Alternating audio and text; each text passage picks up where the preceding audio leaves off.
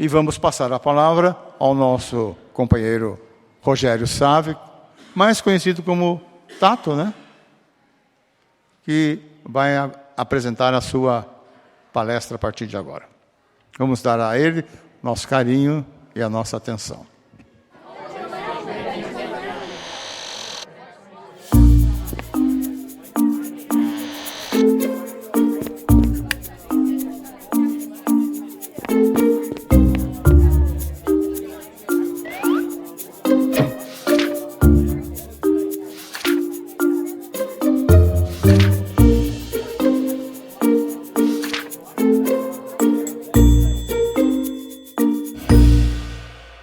Bom dia a todos.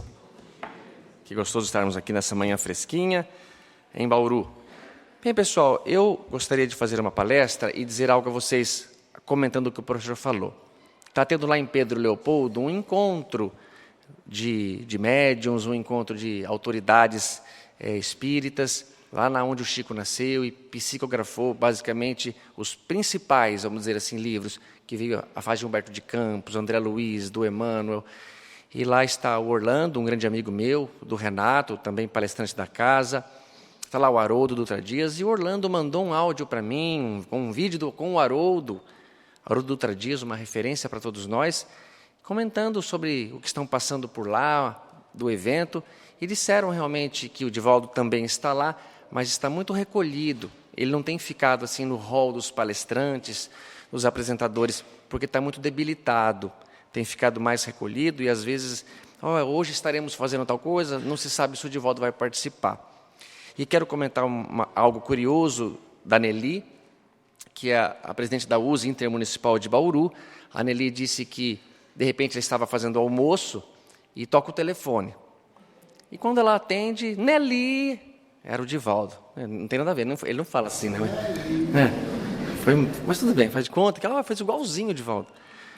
Ali, não sei o quê, que bom que você está me atendendo, não achava seu telefone. Mas você tem os contatos. Eu perdi a caderneta com os contatos de todos os líderes espíritas assim, das regiões, e procurei, Nelly, bati a cabeça aqui, precisava tanto falar, não tinha mais onde encontrar, não tinha encontrar, pedi a um amigo espiritual. Certo dia, eu em casa, lá fazendo o meu almoço, como dona de casa normal que sou, também faço a minha comida e tal.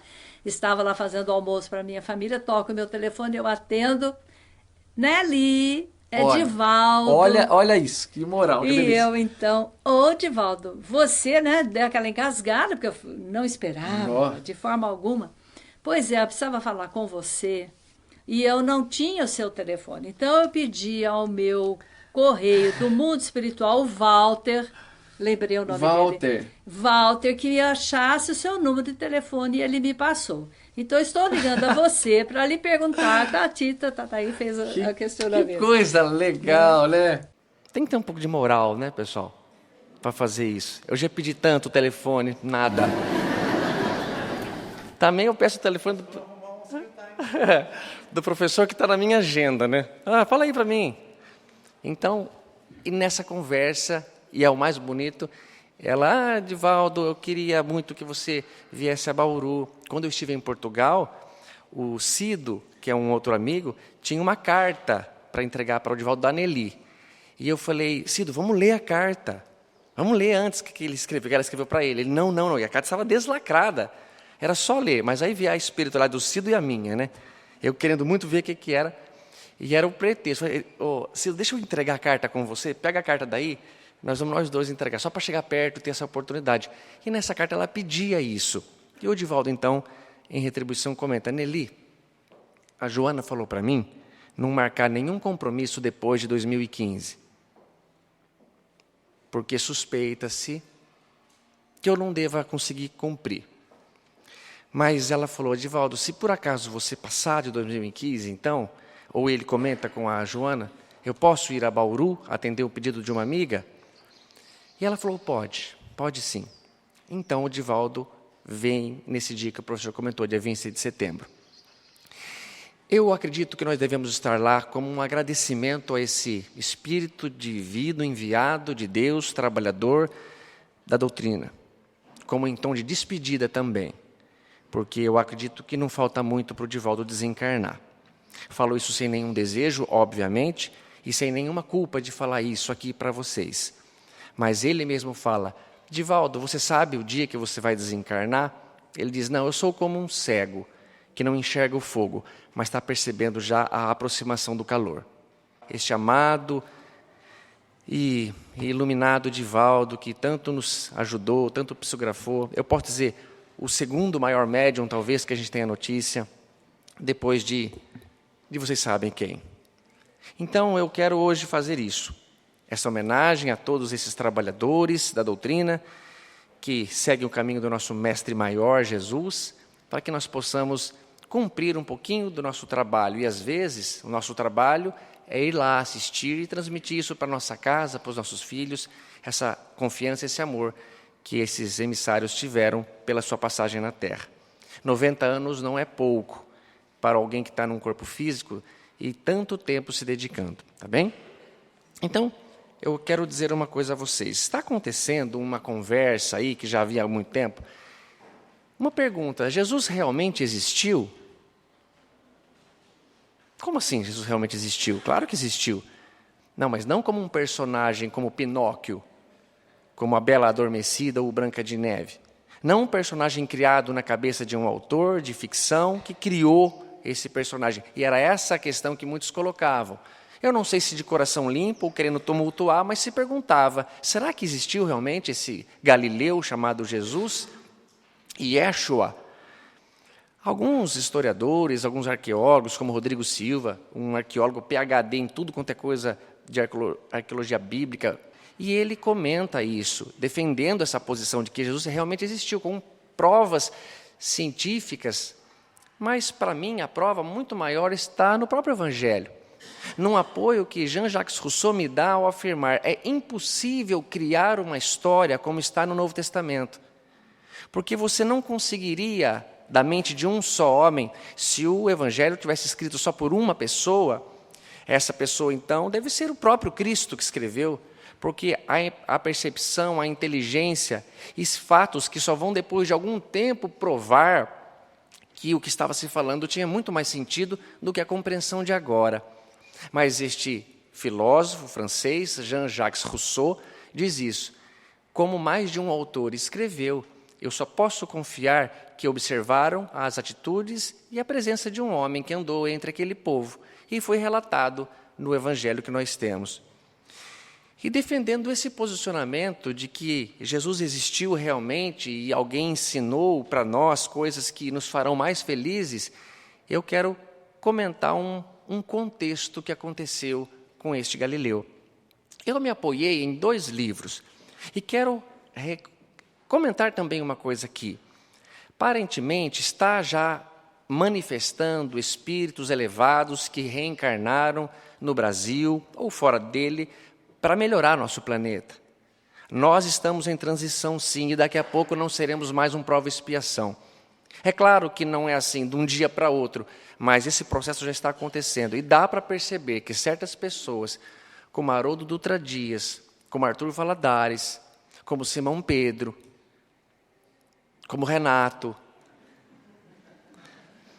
como Tato, são pessoas que têm um coração muito bom, Renato e Tato, mas outros que são muito iluminados mesmo. Por exemplo, o Arthur Valadares tem 27 anos e o menino fala com uma propriedade que você fala: não é possível, é uma prova da reencarnação. Não dá tempo de uma criatura se informar desse jeito e ter um conhecimento calcado numa linguagem bonita. Isso mostra para a gente, realmente as coisas estão acontecendo a nosso favor. Então, eu me apoiei para fazer essa palestra, para provar que Jesus realmente existiu num ponto de vista filosófico, em 2 livros. Este é o primeiro, Parábolas de Jesus, texto e contexto, do Haroldo Dutra Dias, e o Novo Testamento também do Haroldo. Eu recomendo que todos tenham este livro. Por quê? Porque este livro, o Novo Testamento, não é um livro escrito por um espírita, é um livro neutro. E ele comenta cada nota, cada vocábulo que foi criado em notas de rodapé, explicando, nos posicionando de acordo com o contexto daquela região, daquele tempo. E esse título, parábolas de Jesus, texto e contexto, mostra que nós não podemos retirar lá do Evangelho de Jesus uma parábola e simplesmente interpretá-la como eu fui ensinado com grande atenção e carinho na Igreja Católica. A parábola do bom samaritano, a parábola do filho pródigo, a parábola do semeador, individualmente. Dá ensinamento, dá para se tirar conclusões.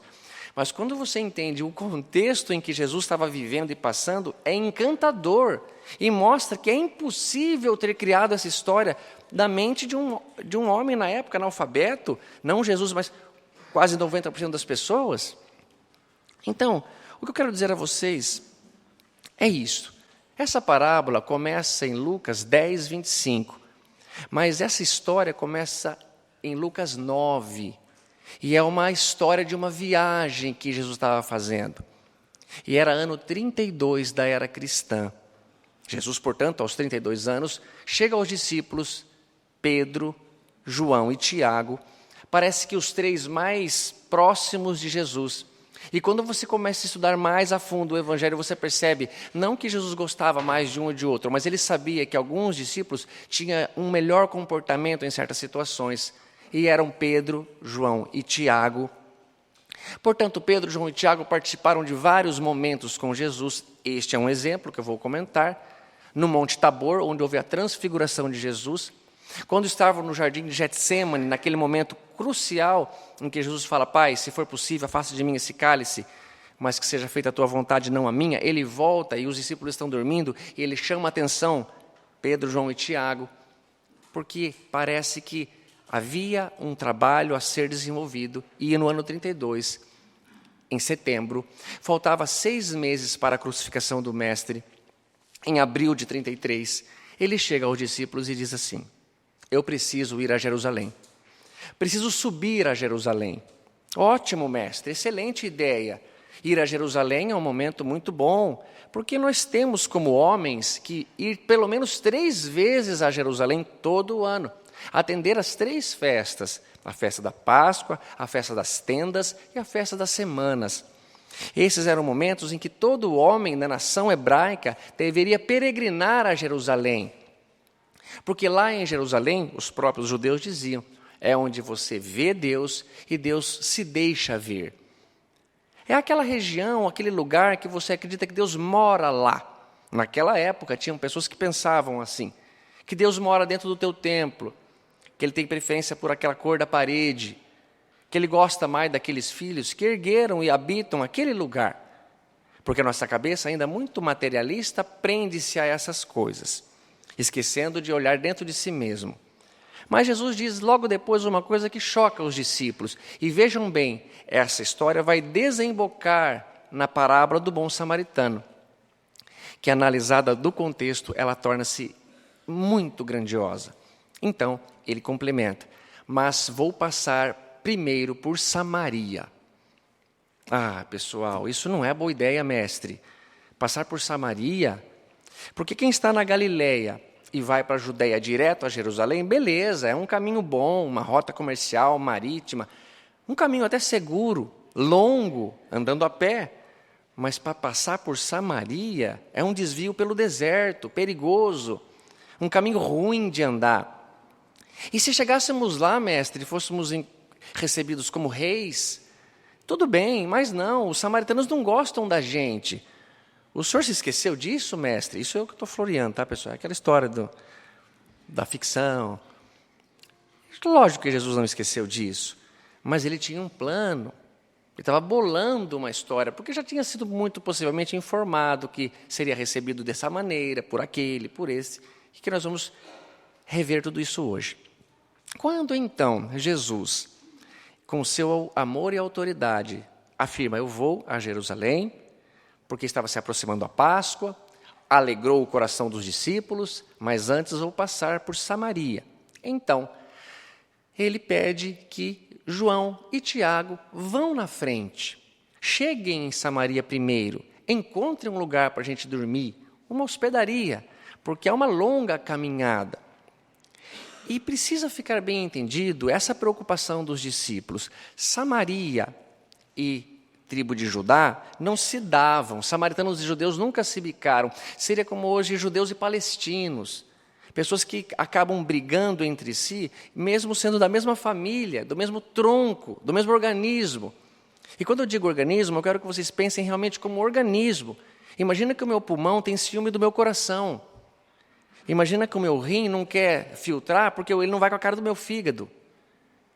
É lógico pensar isso, é justo? Vocês são todos do mesmo coração, pessoal, do mesmo seio ali. Mesmo assim, 1000 anos antes de Jesus nascer, era tudo unido. E houve ali a descendência dos 3 patriarcas. Abraão, primeiro, tem um filho chamado Isaque. Isaque tem um filho chamado Jacó. E Jacó tem 12 filhos. E dá uma tribo para cada um dos filhos. As 12 tribos hebraicas. É como se nós pensássemos no Brasil, divididos em estados. Cada estado era uma das tribos. E cada tribo, por ser muito particular, acaba tendo o seu sotaque, sua cultura, sua vestimenta próprias. Só que depois de 1000 anos ali, com a morte do rei Salomão para cá, houve uma cisão, uma separação entre 2 tribos que ficaram ao sul, a tribo de Judá e a tribo de Benjamim, e 10 tribos que ficaram ao norte, uma delas Samaria. E quando você separa assim, você reparte, dá confusão, porque somos criaturas muito briguentas ainda. Um exemplo fácil, imagine que criássemos escolas para as nossas crianças estudarem assim, escola de evangélico, escola de católico, escola de espírita, escola de ateu, e um dia vai ter uns jogos intermunicipais ali. Você acha que não dá briga? Você acha que não dá rivalidade? Seus espíritas, macumbeiros. E vocês, seus evangélicos? É lógico, é natural, a gente não consegue. Por isso que é bonito a escola ser sem partido, tudo misturado mesmo, aberto. Mas teve a cisão e ficou, então, capital em Jerusalém, com o Monte Sião, lá o templo, e capital em Samaria, no norte, no Monte Gerazim, também um templo construído para que não se fossem peregrinar a Jerusalém. Os samaritanos disseram, não, Deus não mora aí no Monte Sião, Deus mora aqui, em Samaria. E aí estava armada a confusão. E mesmo assim, o mestre resolve fazer essa viagem e faz. Vai na frente, João, vai na frente, Tiago, encontra um lugar para a gente descansar e dormir, e depois seguiremos viagem a Jerusalém. Quando eles chegam lá, eles começam a procurar hospedagem e não encontram. Os samaritanos realmente não querem hospedar. Tinha lugar? Tinha. Por quê? Porque tinha lugar, tinha mais uma hospedaria, mas não encontra, pergunta, por favor, nós estamos... E por que não foram recebidos? Por 2 motivos. Primeiro, que eram judeus, e foram reconhecidos pela roupa, pelo sotaque. E o segundo, foram reconhecidos porque também estavam em peregrinação a Jerusalém. Isso para eles era abominável, alguém estar em peregrinação, atendendo esse convite e quase que imposição das 3 festas. Imaginem, pessoal, para se entender, que quando você vai para fora do país, que seja Estados Unidos ou Europa, e você fala que você mora no Brasil, muitas vezes fala, São Paulo, carioca, carnaval, é alguma coisa que está na cabeça dele que o nosso país manifesta. E da tribo de Judá vieram 3 grandes personalidades, o rei Salomão, o rei Davi, Jesus, possivelmente o rei Saul. Então a tribo acabou ficando famosa. E sendo da tribo de Judá, passaram a ser chamados de judeus. Como os paulistas vieram de São Paulo. Por esse motivo, mas são todos hebreus, são todos irmãos, são todos muito parecidos em cor. É como se você visse um carioca sem falar e sem roupas características, e você identificasse ele só pelo olhar, ele não é tão diferente de um paulista. Isso que a gente precisava estar com esse contexto, que eles tinham as diferenças regionais como nós temos. Agora, se você viu um baiano falando e um porto-alegrense, um sulista, você nota a diferença na fala. Então, dessa rivalidade se permaneceu uma guerra muito forte. Daí, esses discípulos chegam lá e não encontram hospedagem e começam a se afligir. Porque imaginem vocês que vocês recebem do mestre essa incumbência e não conseguem resolver esse problema. E era tão sério isso que havia um ditado oriental que não se negasse hospedagem para nenhum peregrino, porque era muito perigoso. Quando você vai numa viagem e chega, por exemplo, em Bauru, se você não encontra hospedagem aqui, você pode pegar teu carro e ir até uma outra cidade próxima. Não tem perigo, não tem problema. Mas lá não é assim. Você caminhou quase que o dia inteiro a pé, pelo deserto. Chegou lá com sede, cansado, precisa descansar. E se você nega a hospedagem, você está pondo em risco a vida daquela pessoa. Então, a cultura oriental tinha esse ditado: não se nega hospedagem a um peregrino. E caso você negue, pode ser que desça fogo do céu e queime você e sua família inteira. Ó, que boa! Olha que ideia que os caras tinham, que Deus vai mandar descer fogo do céu. E os discípulos de Jesus a procurarem, não encontram. Meu Deus, o mestre vai chegar, daqui a pouco o nosso mestre está aí, nós não vamos conseguir resolver esse problema. Daqui a pouco chega Jesus. E vou dizer uma coisa que não está no livro do Haroldo, não está no Novo Testamento do Haroldo, só eu que sei, pessoal. Jesus tentou ser avisado, mas entre Jerusalém, ali onde ele estava, Galileia e Samaria, a conexão de Wi-Fi é muito ruim. E o iPhone de Jesus estava sem sinal. Eles tentaram encaminhar o WhatsApp. É legal quando você já sabe, né? Mas eu acredito que mesmo sem essa informação, Jesus sabia o que estava acontecendo. Fiquem tranquilos, viu? Ele mandou na frente de propósito, ele foi atrás de propósito, e a hora que ele chega lá, aflitos, os discípulos dizem: mestre, ninguém quis nos dar hospedagem. Perguntamos em várias casas, pedimos, imploramos, e eles não nos deram, e agora o que faremos? E João, evangelista, todo solícito, fala uma coisa brilhante a Jesus: mestre, o senhor quer que eu peça para Deus descer fogo do céu e queimar os samaritanos? Quem que falou isso? O João evangelista. Para vocês verem, pessoal, como é difícil às vezes mudar um coração. Como é difícil, às vezes, quando você foi maltratado e mal recebido e está com fome, como a tua cabeça não funciona muito bem. Eu vou dar esse desconto a João Evangelista, porque ele é capaz de ter saído de manhãzinha, já ser quase que 10 da noite, e ele lá, aflito, com fome e com raiva, a pessoa não quis dar. E Jesus falou: o que foi, João? Descer fogo sobre os samaritanos? João, vem cá. Vem cá, Tiago, também. O Filho do Homem veio à Terra para salvar vidas, não para destruí-las. Falta muito para vocês aprender isso. Não tem importância, João. Não tem importância, Tiago. Eles nos deram hospedagem, nós vamos seguir viagem direto. Ô, mestre, o senhor não está com bolha no pé, não? Que moral, que força muscular, hein? Que disciplina. Se a gente vai daqui até ali, chega lá, não tem ninguém na casa do amigo, fala: que saco, meu. Só avisei que eu vinha. Bom, a gente já me lembra, eles caminharam de uma cidade a outra. Bem, acontece então que eles seguem viagem a Jerusalém. Não conseguiram hospedagem, devem ter bebido água lá no poço, alguma coisa, mas não comeram nada, não descansaram nada, foram embora. Chegaram então a Jerusalém. E ao chegarem em Jerusalém, bom, agora sim, nós estamos na nossa casa. Agora sim agora é o nosso povo, os judeus estão aqui. Vamos ser recebidos com frutas fresquinhas, com água mineral, quem sabe água com gás. Já que o WhatsApp não funcionou, pega uma água com gás, né? E eles chegam lá e eles são recebidos assim? Não, não são recebidos assim. São recebidos com um doutor da lei que vem testar Jesus, que vem desafiar Jesus, que vem apoquentar Jesus. Eu gostei desse verbo, apoquentar, eu estudei tanto para falar. Apoquentar, está lá no livro do Frederico Figner, voltei. Quando vocês, abram parênteses, pessoal, para a gente se sintonizar no contexto, vão fazer a viagem do sonho de vocês. Vocês esperaram 30 anos para ir lá para a França conhecer o Louvre e ver a Mona Lisa. E vocês foram. E deu tudo certo. O Louvre estava fechado, mas o porteiro foi com a tua cara e abriu só para você. Você foi lá e olhou. E como não tinha guarda, você passou a mão na cara da Mona Lisa. E não pode fazer, você não chega nem perto. Tem uma pequena área de um futebol de salão, com 2 guardas do lado ali. E uma vez, rapidamente, pena que o tempo corre muito, eles vendem réplicas maravilhosas, iguais, do mesmo tamanho. Eu comprei uma da Mona Lisa, o rei já viu porque foi em casa, está lá. Eu falei: posso brincar de pegar e descer correndo assim? Ele falou: não pode brincar com isso não. É capaz de você ser preso. Pela brincadeira. Ele sabe que você não conseguiu tirar ela de lá, mas não brinca. Você fala: pode deixar, vou rolar o canudinho aqui, colocar bem quietinho e vou descer. Mas vocês foram fazer essa viagem e lá conheceu todo o museu maravilhoso, ou 1/10 do museu, porque não dá para ver quase que nada em um dia. Mas vocês viram pintores italianos, se encantaram, viram algumas esculturas, sentaram lá, tomaram seu lanche. Aí voltaram para o Brasil, chegou lá no aeroporto, em Guarulhos, o avião não deu nem turbulência, não atrasou nem um minuto, viagem maravilhosa, tudo certo, tudo bem.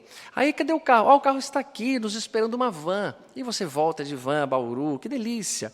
E no caminho você vem bebendo água mineral, comendo bem cozidos, tomando coca, dando um beijo na namorada, felizes. Só que a hora que vocês chegam em casa, tem lá, pessoal, temos que tratar aquele assunto. Eu quero perguntar um negócio para você, ó, isso já está demorando muito. Ou veio te desafiar. Amigo, agora não dá, cara. Estou voltando de Paris, amigão. Cansado da viagem. Muito cansado. E vocês dormiram na van, vieram. Não dá para conversar. Não é assim que somos, pessoal. Ou então imagina uma coisa menor ainda. Vocês chegaram de um jantar, 1h da manhã. E nesse clima frio, propício para fazer essa palestra, por isso está tudo tão calculado friamente aqui. A pessoa chega, tem uma comida para mim aí? A comida agora, vou esquentar comida. Não tem, amigo, não tem comida. Só um agasalho, então? Não tem, amigo, estou chegando, dá licença, vai. Acho que nós somos assim. Pelo menos eu sou assim. Se vocês se identificam comigo, eu fico muito feliz. Mas Jesus, ao chegar lá, é recebido por um doutor da lei que vem atormentar, vem desafiar. E imaginem, ele com fome, estava encarnado o Cristo. Os discípulos também, com sede, com sono e possivelmente bolhas no pé. Porque andar de sandália, uma sandália é desconfortável, pega no calcanhar. Um tênis confortável já é difícil. Mas eles chegaram. E o doutor da lei faz uma pergunta que já sabia a resposta. Aqui que está o problema. Imagine que está tendo uma aula de odontologia e um professor está dando aula para outros dentistas, seus alunos, seus discípulos. E vem uma pessoa desafiar o professor na frente dos alunos. Como se eu perguntasse assim, professor, qual é o comprimento mínimo de implante que a gente pode pôr perto do alveolar inferior? Qual a distância que eu posso parar? E qual é o comprimento de implante que vai firmar? Eu já sei a resposta, eu também sou professor disso. Eu sou um doutor desta lei. Poxa vida, você já deve estar tinindo, você dava uma resposta esculhambando, mas o mestre não fez isso. E usa aqui uma técnica, a técnica maêutica de Sócrates, no qual você posiciona a pessoa em perguntas. Você limita a pessoa para não debater com ela e fazer ela pensar. A pergunta foi assim, mestre, a ironia já está aí. O que devo fazer para viver a vida eterna? Um doutor da lei perguntando isso? Se ele fosse um leigo, se ele fosse um humilde ou alguém, poxa, eu leio tanto, mas o que o senhor acha do fundo do coração? E Jesus, usando a maêutica de Sócrates, responde assim, doutor, o que está escrito na lei? Como você a lê? Uau! Agora ele reverte. Porque ele não foi assim, eu sei, vamos ver se você sabe. Não, é uma pergunta lógica. Bom, nós temos uma lei, a lei aqui é Torá, o Pentateuco. O que está escrito lá? O senhor é doutor da lei, tem que saber. Está perguntando para mim? Eu não sou doutor da lei, eu sou um carpinteiro. Isso ele não falou, isso é aquela história da ficção. Você vê que lindo, né? Aí a pessoa fala assim, o que está escrito na lei? Maravilha, vamos lá, eu respondo. Deuteronômio, capítulo 6, versículo 5. É o Shema. Amarás o Senhor teu Deus de todo o teu coração, de toda a tua alma e de todas as tuas posses. Talvez não dê tempo, mas o Haroldo, nesse texto, coloca uma palavra, que significa de todo o teu, a tua força, de todas as tuas posses, de todo o teu dinheiro. 3 níveis para amar a Deus. E Levítico, capítulo 19, versículo 18. E o teu próximo como a si mesmo. Gostou? Ele respondeu assim para Jesus. E Jesus gostou. Respondeu justamente, doutor, pois faça isto e viverás a vida eterna. Alguma dúvida, doutor, ainda? Mas ele tem uma dúvida. Quem é o meu próximo? Puxa, aqui a coisa complica. Porque em Deuteronômio, capítulo 6, versículo 5, não havia dúvida alguma. Era o Shema, como antibiótico, 3 vezes por dia. Ouça Israel, Shema, ouça do hebraico, ouça, Deus é único, Deus existe, ame-o de todo o teu coração, de toda a tua alma e de todo o teu poder, tuas posses, todo o teu dinheiro. Gaste dinheiro em nome de Deus se for preciso. E daí, ele diz isso a Jesus. Mas o problema maior para toda aquela região dividida estava em Levítico, capítulo 19, versículo 18. Quem que é o próximo? Porque para o judeu, o próximo era o judeu. Para o samaritano, o próximo era o samaritano. E se Jesus responde assim para este, o próximo somos todos nós, filhos do mesmo pai. Ele poderia dizer, não, eu sou judeu, não concordo com o pensamento do samaritano, não sou próximo do samaritano. Pronto, entrou num embate, que era o que ele queria, bater boca com Jesus. Mas ele usa uma outra técnica, a dialética platônica. A dialética de Platão, o qual ele vai contando uma história, ele vai permitindo que as pessoas falem, e no final a pessoa tira uma conclusão. Por isso que eu digo, pessoal, não é possível que essa criatura foi criada do nada, de uma mente de um escritor. E ele fala, bom, o senhor quer saber quem é o próximo? Eu vou contar uma história para o senhor, e o senhor me responde quem que é o próximo. Posso contar? Perfeitamente. E ele conta a parábola do bom samaritano. Ele diz assim, um homem descia de Jerusalém. Jerusalém está localizada a 840 metros acima do nível do mar. Por isso que desciam ou subiam a Jerusalém. No começo da palestra eu falei, Jesus falou, eu tenho que subir a Jerusalém. Não é porque lá é considerado mais alto no sentido de espiritualidade, mas geograficamente é acima do nível do mar muito, 840 metros. E, por exemplo, de Jerusalém a Jericó, a cada quilômetro andado você desce 40 metros, porque Jericó está a 240 abaixo do nível do mar. Então ele diz, um homem descia de Jerusalém. E ele pergunta, pensando, quem é esse homem? Ele é judeu? É o único personagem da história, da parábola, que não dá para identificar, porque ele só diz, um homem descia de Jerusalém.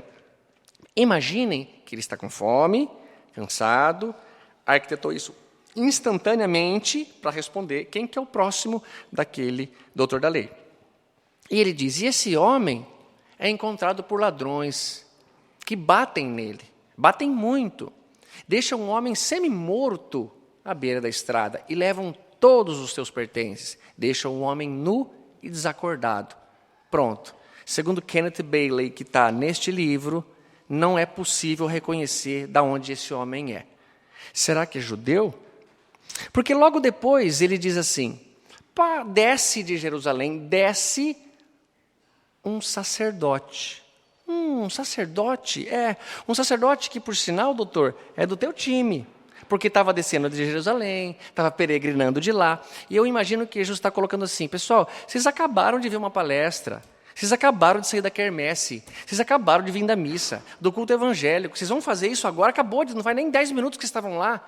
Um homem descia de Jerusalém, apanhou, está desacordado. Descia também um sacerdote. Os dois estavam lá, deve ser do teu time, mas o sacerdote passa e olha um homem nu e aí machucado, e como Kenneth Bailey falou, não dá para reconhecer sem ver que roupa que ele está usando ou sem falar com ele. Se ele tivesse somente nu, mas acordado, daria para saber. Ou se tivesse desacordado, mas com roupa, daria para saber. Mas nu, sem falar nada, não dá para saber. E o sacerdote pensa, será que é judeu? Será que é samaritano, mas estava descendo de Jerusalém? Será que é do Brasil? Será que é corintiano? Será que é gay? Se for tudo isso, não é meu próximo, né? Mas se for judeu, é. Ai, meu, e agora, hein? Se for meu próximo, eu tenho que ajudar, mas se não for, não vou pagar para ver, não. Estou cansado. Passou de largo, diz Jesus. Tudo bem. Logo depois, desce um levita. Levita, coroinha, que cuidava do templo, também do time dos judeus. Também subordinado ao sacerdote, vê e fala, será que é palmeirense? Será que ela é do SEAC? Será que é grego, é romano, porque, e agora? Será que é samaritano? Mas o meu superior já passou e foi embora. Eu também vou. Passa de largo o levita. Aqui eu acho que Jesus chama um detalhe para nós. Muitos vêm aqui no Centro Espírita pegar as obras e estudar. devolver os mensageiros e pegar os missionários da luz. Devolver os missionários da luz e pegar obreiros da vida eterna. Porque quer ler a obra, quer entender, quer ler a codificação, quer ler os livros de Emmanuel. Mas alguns vêm aqui só ouvir palestra. Só seguir um palestrante. E se o palestrante para na vaga do deficiente, ele para também. E se o palestrante vai e comete um erro, ele comete também. Por quê? Não sei, ele está cometendo. Ele não é, ele é autoridade, ele faz, eu vou fazer também. O levita se comporta assim. E não importa que teu superior fez isso, faz você, meu. Mas ele vai embora. E aí vem uma parte que ele fala: passava por ali, em viagem, um samaritano. Meu Deus, Senhor, o Senhor já acabou de ser barrado lá. O Senhor já acabou de ser maltratado lá. O Senhor vai colocar na história um samaritano que possivelmente vai ser o bom da história. Eu imagino que o Tiago já falou, e agora sobrou para nós. O que você foi falar isso, João? Você é louco falar para descer fogo do céu? Você não entendeu como é? Eu sei, mas você também não falou, você não falou porque você não teve coragem, né? Isso é tudo aquela história da ficção. Mas daí, ele fala, vai sobrar para nós. Ele fala assim, passava em viagem por ali um samaritano. E quando ele vê aquele homem, ele é tocado de profunda misericórdia. Amar a Deus de todo o teu coração. Coração, sede do sentimento. Primeira coisa para a gente ter uma atitude é ter piedade de alguém. É sentir que aquele alguém está sofrendo. E que você sentiu. Porque se vocês não se tocarem, não se emocionarem, pode ficar tranquilo que dali para frente vocês não fazem mais nada. Porque o sacerdote e o levita não sentiram. Vão dormir tranquilo à noite. Talvez até roncar. Mas esse samaritano que viajava pela região, que passava por ali, imaginou, puxa, é um caminho de peregrinação. É muito provável que esse cara não seja do meu time. Mas puxa, que dó. Olha como ele está machucado. E ficar assim, com esse sol, vai matar o homem, né? Primeiro ponto. Segundo, amar a Deus de todo da tua alma. Alma aqui, segundo o Haroldo, é porque a alma... quando eles falam alma, é a alma e o corpo junto, é a atitude, é fazer alguma coisa. Por isso que os judeus sacrificavam, iam a Jerusalém, oferecia a Deus um animal, né? Eles se movimentavam, porque tinha que fazer isso. E eles repetiam esse Shema, esse ouça Israel, diariamente, 3 vezes por dia, de manhã, de tarde e de noite.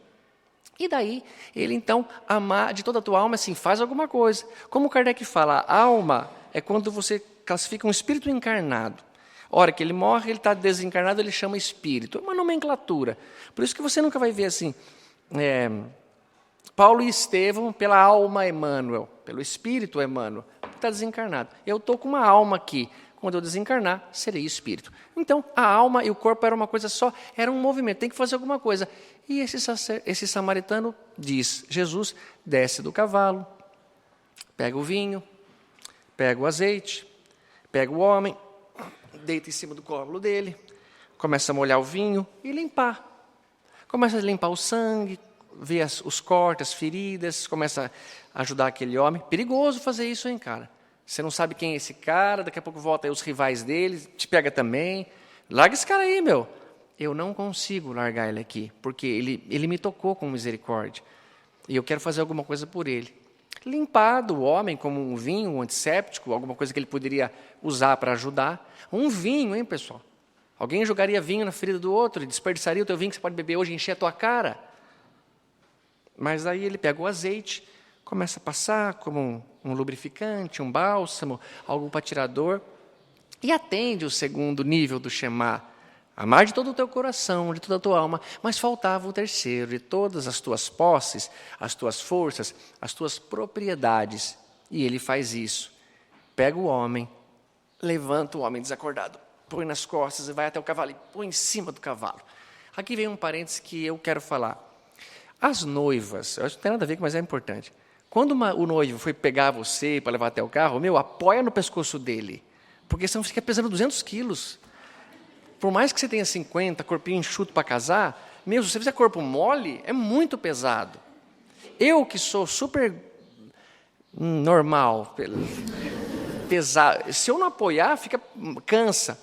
E o rapaz desacordado não ajudou, estava desacordado, então imagina a dureza. O cuidado para não machucar mais as feridas e pôs em cima do cavalo. E foi puxando o cavalo, como um escravo, até uma hospedaria. Chegou lá e falou, por favor, senhor dono da hospedaria, o senhor pode hospedar este homem, cuidar dele? Mas quem é esse homem? Não sei. Não sabe? Não sei.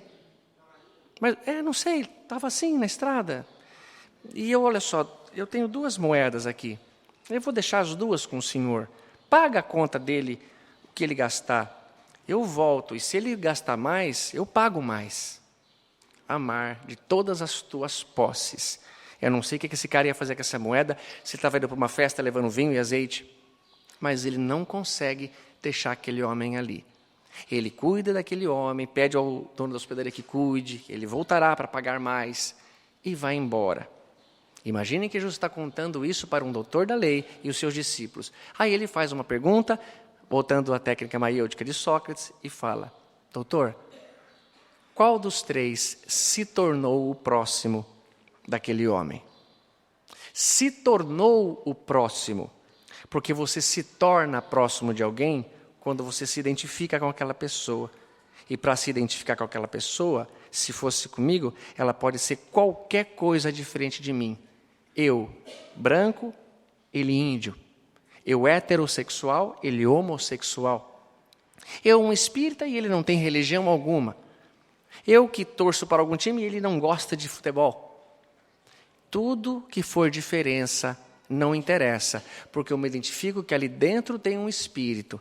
E como Hermínio Miranda fala, nossos filhos são espíritos, ou seja, a casca dele, a carne dele é uma coisa, mas o que está ali dentro que é ele mesmo, e isso você se identifica, porque tudo que você rotulou, branco, índio, futebol, gay, é tudo coisa da matéria. E se você não é isso, então dá para se identificar, se você quiser se identificar. Então voltemos a Jesus. Quem se tornou o próximo do homem? Ele não disse, mas poderia pelo menos ter dito assim. Samaritano. Quem? Samaritano. Doutor, não estou conseguindo ouvir. O senhor falou tão alto, perguntou abertamente na frente dos discípulos. Eu só contei uma história e estou perguntando. Se o senhor achar que é o sacerdote ou o levita, pode falar. Ei, samaritano. Não, ele não falou. Um orgulho não se quebra assim, né, pessoal? Poxa, vai querer quebrar o meu orgulho assim, com uma simples historinha? Mas ele responde, aquele que teve misericórdia com o homem. E Jesus respondeu justamente, doutor, faze isto, encontrarás o teu próximo e entrarás para o reino de Deus. Mais alguma coisa, doutor? Meu Deus, quem é esse homem? Quem é Jesus, hein? Quem consegue criar uma história assim? Nessa circunstância, nessa simplicidade e nessa reflexão que você fala, puxa vida, Senhor. Eu vou contar a parábola do bom samaritano lá hoje, como fiz essa oração. E o Senhor me desculpa por não conseguir honrar com o exemplo. Vai tranquilo, filho, pode fazer. Porque eu não consigo, mesmo depois de tudo isso, imitar Jesus. Porque eu vou dizer de coração para vocês, pessoal. Se eu estiver no meu consultório, 6h30, 6:50, eu já está dando uma vontade de ir embora, brincar com o Henrique, fazer as minhas coisinhas em casa.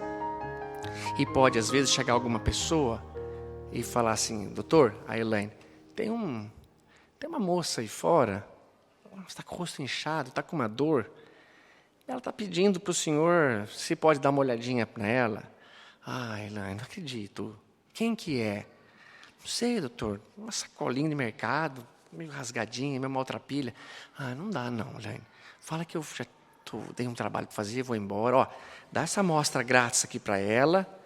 E ó, se ela precisar de uma receita, ó, é até fácil. E, puxa, como eu sou bom, cara. Nossa, vai lá. Ah, tá bom, doutor, eu vou lá. Ah, doutor, ela agradeceu demais, que vai melhorar a dor dela, e o dia que ela puder, ela marca um horário com o senhor, porque ela está com tanta dor já faz um tempo, e ninguém quis atender, e o senhor foi tão gentil. Ela pediu que Jesus o abençoe. Oh, mas eu realmente sou bom, cara. Puxa vida, pensando bem, eu posso contar aquela parábola assim tranquilamente. Só que aconteceu uma coisa logo depois, e vem aqui a ficção, que quando a Ivete Sangalo estava aqui em Bauru, e eu nem sou fã de música baiana, hein? Mas a Ivete Sangalo, eu nem não sou contra, não é a minha preferida. A minha preferida é aquelas músicas que eu retocamos na nossa palestra musical. Uau. A gente, eu escuto assim, toco o telefone, vai atender, doutor? Nossa, mas hoje está demais, hein, Elaine? Já vem uma com dor aí, vai, atende, vai, quem sabe alguém querendo me pagar. Alô? Que? A Ivete Sangalo? A Ivete Sangalo estava aqui um dia em Bauru, na passagem de som, torce o pé. A música baiana exige muita dança, muito movimento. E ela foi atendida na Beneficência Portuguesa, de Bauru. Chegando lá, falou, a Ivete Sangalo está aí, doutor. Que? A Ivete Sangalo está aí, torceu o pé. Então fala para ela que Elvis Presley vai atender ela. De tanto que não acreditou. Mas foi lá e era Ivete Sangalo. Nossa, foi uma comitiva de médico em volta. Vamos fazer um exame, não, acho que vamos fazer um teste, vamos fazer um exame de sangue, vamos tentar, uma radiografia. Não, está se sentindo bem, Ivete, não. Beleza. Vamos imaginar, agora vem a ficção, que a Ivete torceu o pé e bateu e quebrou a ponta do lateral. Incisivo central, incisivo lateral, canino, o lateral. Quebrou ele, não dá para ela sorrir daquele jeito. Doutor, está falando aqui que a Ivete torceu o pé, bateu o dente, quebrou, e tinha lá na passagem de som uma pessoa com o seu cartão, entregou, o empresário dela falou, o senhor pode atender a Ivete. O que vocês acham? Acabei de negar a mulher. Não reconheci próximo àquela. Fala para a Ivetinha vir agora, Elaine. Baixa umas músicas baianas aí. Vamos pôr uns coqueiros aqui, pendurado. Vamos lá, Elaine, acende a luz, chama meu pai, liga para a rádio. Vamos. E no final, depois de atender todo bonitinho, ainda falo, Ivete, vamos bater uma foto? Quanto é dor? Não é nada não, Ivete. Faço por amor. Faço porque adoro a tua música. E você vai contar a parábola do bom samaritano? Senhor? Vamos tirar uma selfie, Ivete, claro. A minha popularidade vai estourar. O meu consultório vai ligar assim de 5 em 5 minutos. Eu faria isso, pessoal. Eu faria isso, eu juro para vocês.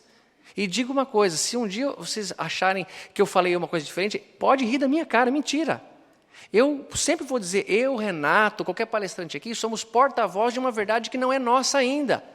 É elevado demais isso aqui para a gente conseguir fazer. E digo também, os padres, os pastores evangélicos, estão aqui repetindo uma coisa que o Kardec organizou, que Jesus falou, nós não conseguimos fazer.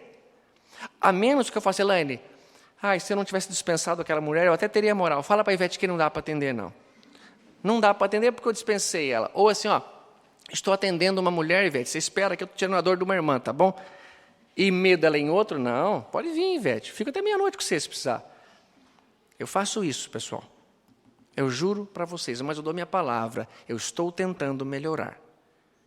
Eu estou tentando vir aqui, com o maior amor e carinho, ler o melhor que posso, fazer uma palestra limpa para vocês, viajar, não cobrar nada de viagem, fazer de tudo o que eu puder para que as pessoas se beneficiem, se alegrem com a minha presença, como tem sido comigo, com o Rê, que vocês percebem o quanto eles gostam de receber a gente nos centros deles.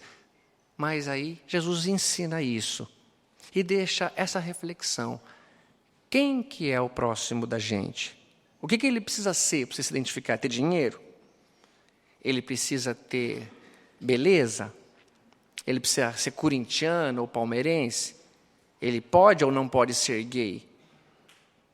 Tornem-se o próximo da pessoa, identificando com um filho de Deus que encarnou para aquela encarnação e que você está tendo uma oportunidade de ajudá-lo, porque você está com mais condição que ele naquela circunstância.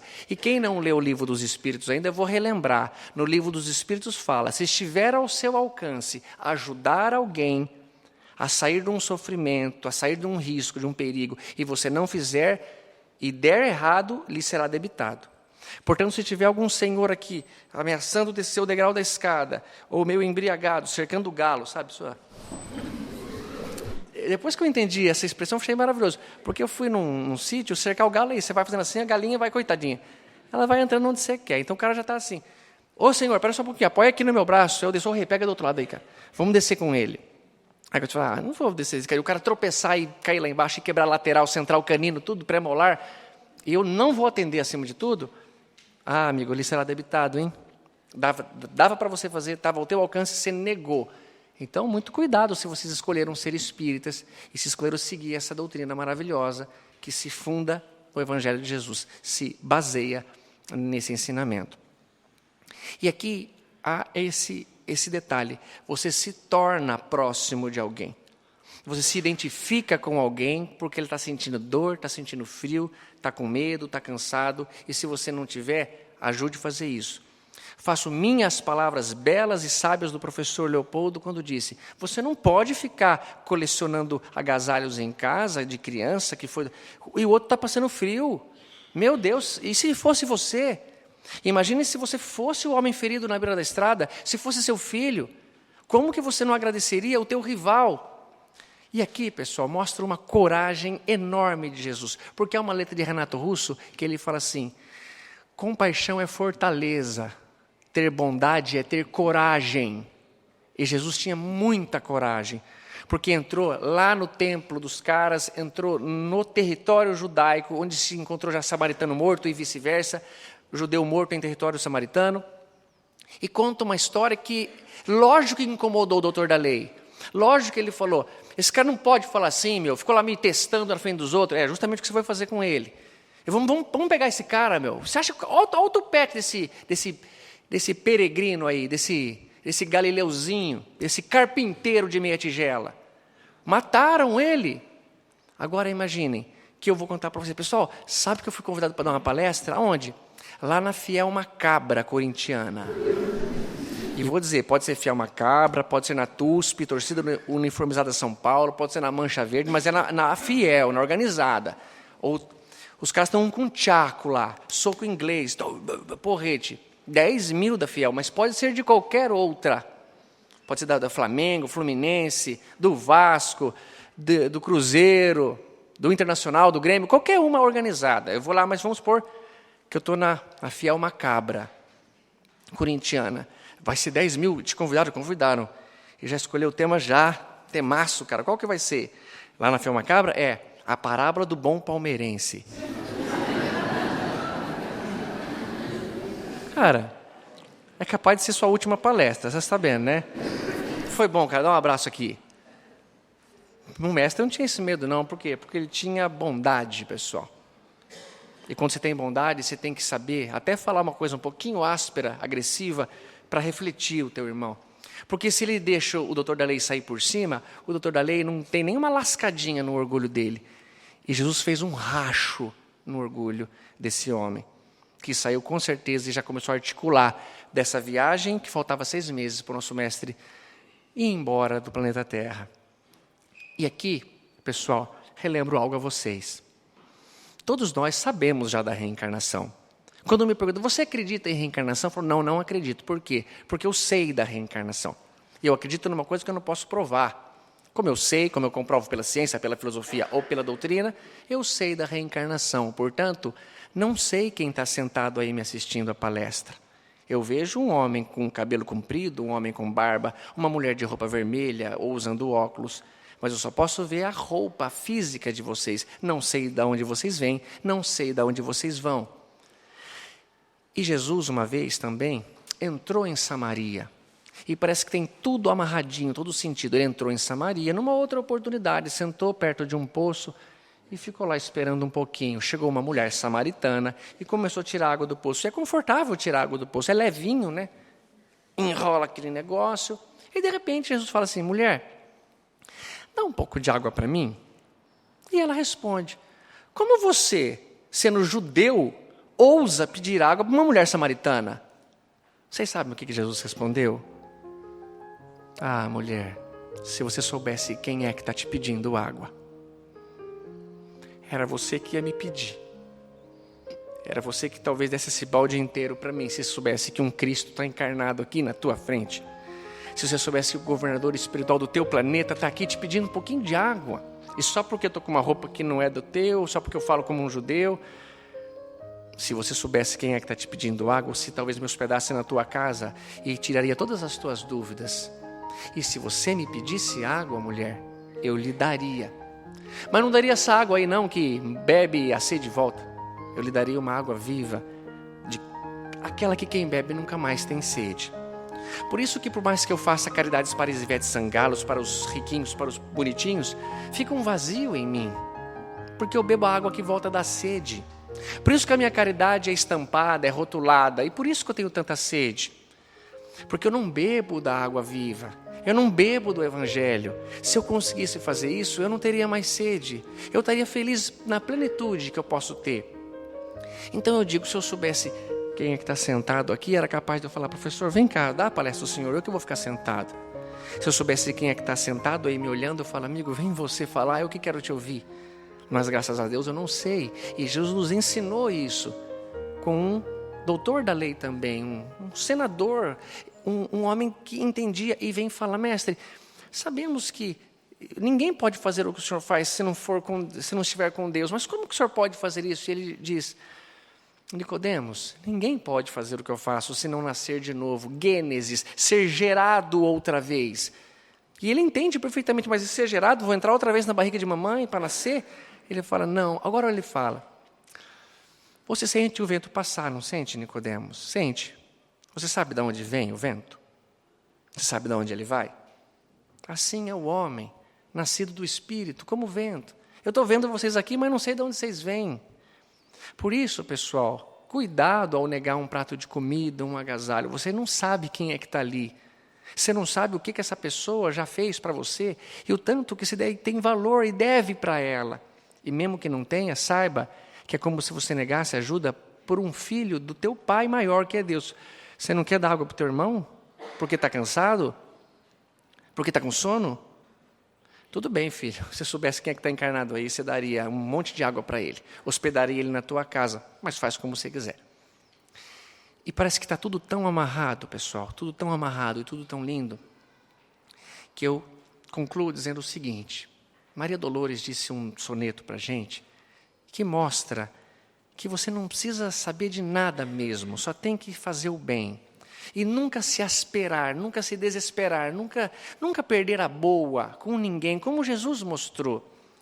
Tenta escutar esse soneto e linkar ele com todo esse fato do cansaço, da provocação do doutor da lei, da situação que estava ali acontecendo. Tente associar com essas palavras que Maria Dolores disse assim, um companheiro de lado, triste, agressivo, irritado, causando preocupação. É sempre um irmão que procura consolo à própria amargura, pedindo-lhe compreensão. Se ele te oferece voz de briga, dê-lhe em troca uma frase amiga, mas que nada lhe possa alterar. Ou simplesmente irradia uma oração de alegria que lhe atenue o pesar. Fitando qualquer pessoa que te injuria, perdoa e a auxilia mais e mais. Na multidão, no barulho, são tantas as máscaras de orgulho, são dores descomunais. Ante aos irmãos em revolta, saibas que estás sob a escolta dos mensageiros do bem. A dor, como o tempo varia. Cada um de nós terá a sua e o seu dia. Por isso, meu irmão, nunca desprezes ninguém. Maria Dolores, pelas sagradas mãos do Chico. E eu quero que com vocês não aconteça uma coisa que aconteceu com o André Luiz. O André Luiz desencarnou, sofreu bastante no umbral, foi para o nosso lar. Melhorado um pouquinho, tem um sonho. Participar da caravana dos samaritanos. Olha como está tudo amarrado e tudo lindo a nossa doutrina. Samaritano era o nome? Era samaritano. Ele queria muito participar dessa caravana, que consistia em pegar um aeróbus, ir até o umbral, resgatar espíritos que já apresentavam condição de virem morar no nosso lar, mesmo que fosse nas câmaras de retificação. Ele pede ao ministro Clarencio, pede a Narciso, e a resposta é a mesma. André, você não pode ir ainda. Você não tem elevação suficiente para ir lá. Você se desequilibra naquele ambiente trevoso. Só os samaritanos dessa caravana, os espíritos aqui, que têm condição de ir lá e voltar com soberania, com alegria e sem risco, André. E ele então aceita ficar na sede esperando o retorno da caravana para poder fazer o trabalho de resgatar, encaminhar. E ele então fica lá aguardando com a Narcisa, e chega a caravana dos samaritanos. E começam a descer os trabalhadores e os ajudados, até que ele... Não pode ser. Narcisa? André. É o seu Nogueira? É o seu Nogueira, André. Narcisa, acho que eu quero ir para casa. Não, André. Você não quer ajudar? O seu Nogueira trabalhou em casa e o papai fez tanta coisa errada, Narcisa. Ele prestou um dinheiro para o papai e o papai triplicou os juros e daí ele não conseguiu pagar. O papai tomou o piano da filha dele, tomou a casa dele, ele teve que ir embora. Narcisa, e olha a iluminação do seu Nogueira, olha a minha. Eu acho que eu vou embora, André, vai lá falar com ele. Não vou, vai lá, André. Seu Nogueira, André, que alegria ao vê-lo, meu amado, que bom. Seu Nogueira, me perdoa, que vergonha eu tenho. Papai fez tanta coisa errada para o senhor. Não, André, seu pai foi tão bom para mim, me ensinou tanto, me ajudou tanto, não fala isso. E eu, seu Nogueira, fiquei do lado do papai. André, você ficou do lado de quem tinha que ficar. Não se preocupa, tá tudo bem, meu irmão, estou tão feliz de te ver aqui, André. E o seu Nogueira fala uma coisa, o André fala uma coisa ao seu Nogueira que eu gostaria que vocês nunca falassem quando estiverem no mundo espiritual.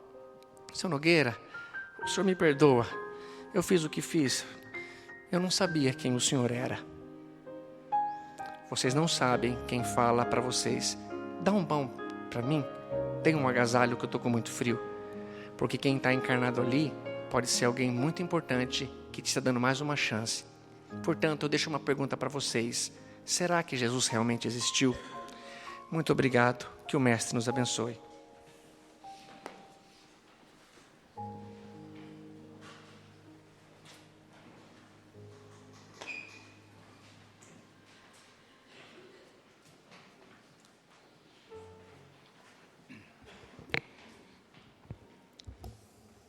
Bem, trago 2 abraços para você, viu? Um é do Flávio Zanardi. Isso. Ele está aqui em Bauru, mas ele não pôde vir, viu? E o outro é de uma colega nossa da reunião mediúnica, que esteve em Uberaba visitando lá a Casa da Prece. Sim. E conversou com Eurípides. E a primeira coisa que Eurípides perguntou para essa pessoa: você conhece o Tato lá em Bauru? Ele é lá do Amor e Caridade, sim, está ficando famoso, hein? Deu um grande abraço a ele.